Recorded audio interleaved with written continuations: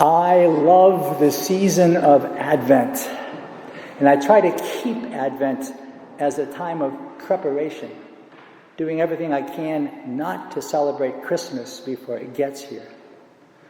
But with the whole world going Christmas all around me, it's not easy, and sometimes I just give in.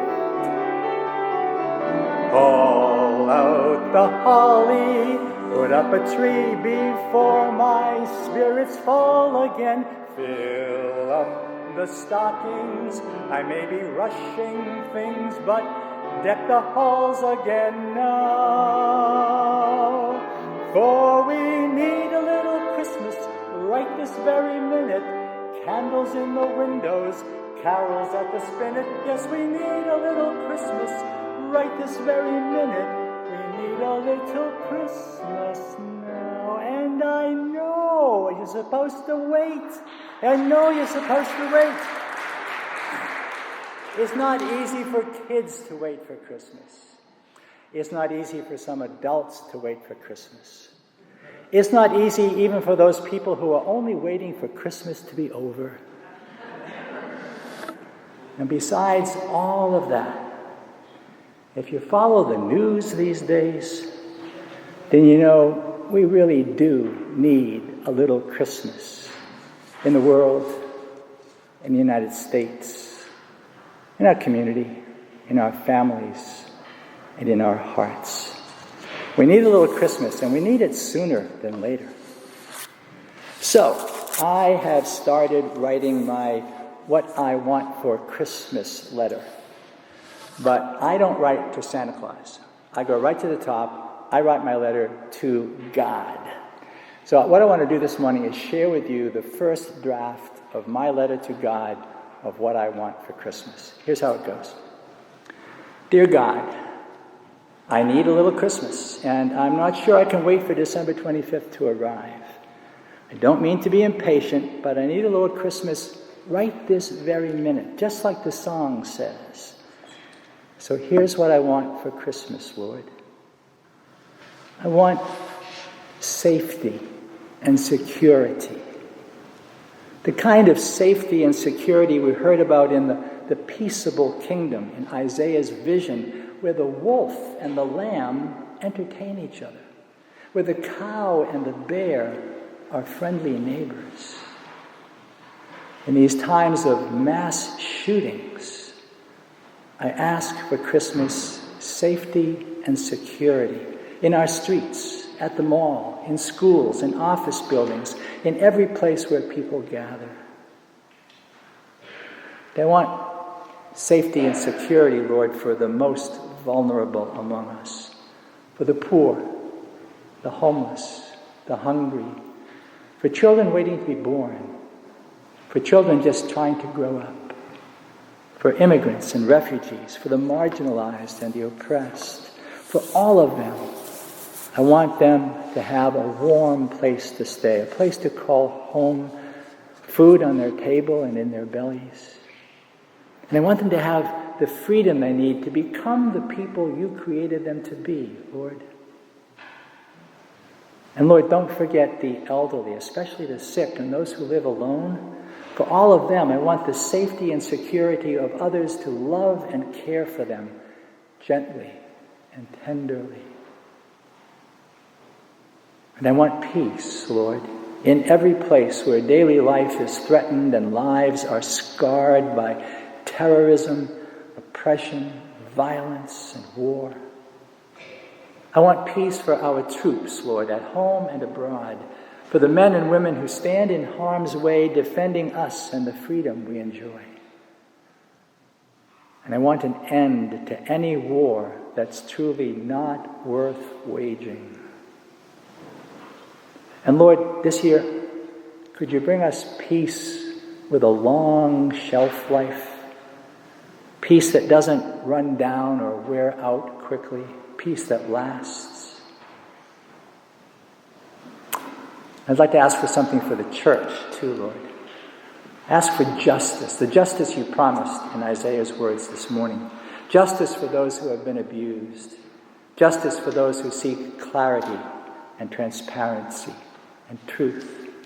Justice that brings change, lasting change in the church, so that once again we can trust our church and its mission, the mission of Jesus that John the Baptist announced in the gospel this morning. And for the church, Lord, I also ask you to bring us a real homecoming this Christmas. A coming home to faith and to the church. I'm asking you to bring home, especially at New Roads, to St. Luke's and St. Joseph's, bring home those who have been wounded by the church. Those who've been turned off by the church, let down by the church, who've drifted away from us and left us. Bring them home, Lord, not just for Christmas Eve or Christmas Day, but Sunday after Sunday into the new year. Restore our faith in Christmas, Lord. Put another special star up in the heavens, guiding all those whose hearts long for you and seek you.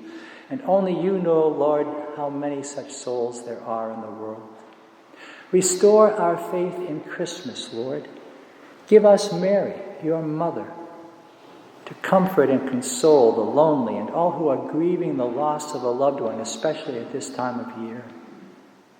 Ask your mother, Lord, to console them, to give them a reason for joy.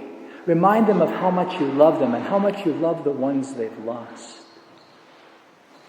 Restore our faith in Christmas, Lord. Give us angels and shepherds to guide us and tend us in caring for one another through the holidays, especially caring and tending for those who are in troubled marriages or in families that are wounded and divided by strife and quarrels, disagreements, resentments, and grudges. Lord, give all of us the gifts that all of us need. Patience, perseverance, understanding, compassion, mercy, healing, forgiveness, reconciliation. Restore our faith in Christmas, Lord, and give us the love and humility we need to be kind to one another, even and especially to be kind to those who have not been kind to us.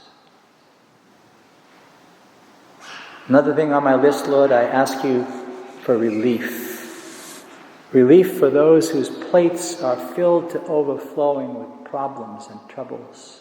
Relief for people who have so many bills to pay but no paycheck coming in. Relief for people who have worries and anxieties and fears. Relief for those whose troubles seem to have no end. I don't want to seem greedy, Lord, but this is not the end of my list. There's more. Piled under the tree and stuffed into stockings on Christmas morning, I also want to find unity in our divided nation. Daily news that's factual, welcome, wholesome, and uplifting. Truth to help us make good decisions and wise choices. Good jobs for good wages for everyone. Leaders we can trust in the government and in the church. Serenity for those who suffer depression. Good health care for all.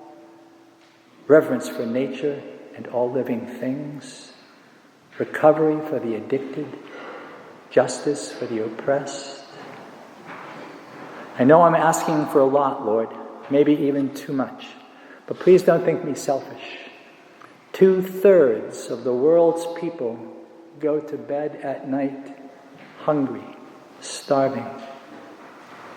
And actually, Lord, they don't even have a bed. They lack even the humble shelter of the stable where you were born in Bethlehem. We need a little Christmas, Lord. We need to remember that it's your birthday and that you and the poor wait and wait and wait for us who have more than we need to change the structures that keep the poor so very poor while the rich grow ever richer. We need a little Christmas to remind us it's not all about the toys and clothes and electronics we want and hope to get. It's about the really important gifts that in our heart of hearts we all truly desire. Help us see that Christmas is less about getting more and more about how much we already have and need to share. That Christmas is about what we need to give and give generously to those whose needs are so much greater than our own. And I know, Lord, that so many of the gifts I'm asking for are already mine to give to others. My family, among my friends, at school, at work, in my parish, wherever there are people in need. Many of these gifts don't even cost a penny. But to give them means I'll have to spend myself for others, even as you spent yourself for me, Lord, on the cross. Forgive me, Lord, if I'm asking for too much, but it's true. We really do need a little Christmas, and we need it sooner than later. Well, that's the latest draft of my Christmas wish list for God. And once again this year, I see that I'm much quicker to tell the Lord what I want from Him than to listen to what He might want to get from me for Christmas. After all, it is His birthday, and He should get the presents. We're gathered this morning at the Lord's table, and even today, with Christmas still more than 2 weeks away, we will find this morning at this altar the very same gift we received on the first Christmas some 2,000 years ago. Here in the Eucharist, we don't have to wait for December 25th. Here, today, we'll receive the greatest gift of all, the gift of God's love for us in Jesus, in the bread and the cup of communion.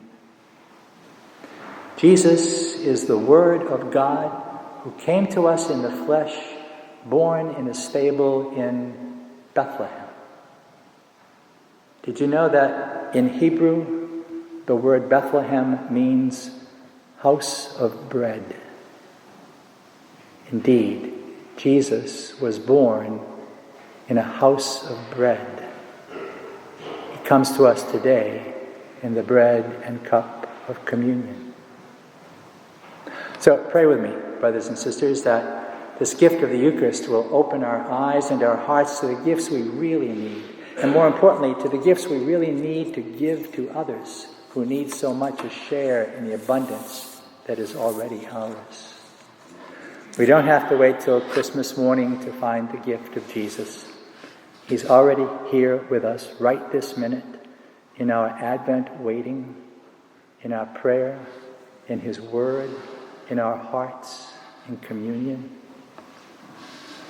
Yes, we need a little Christmas right this very minute. We need a little Christmas now.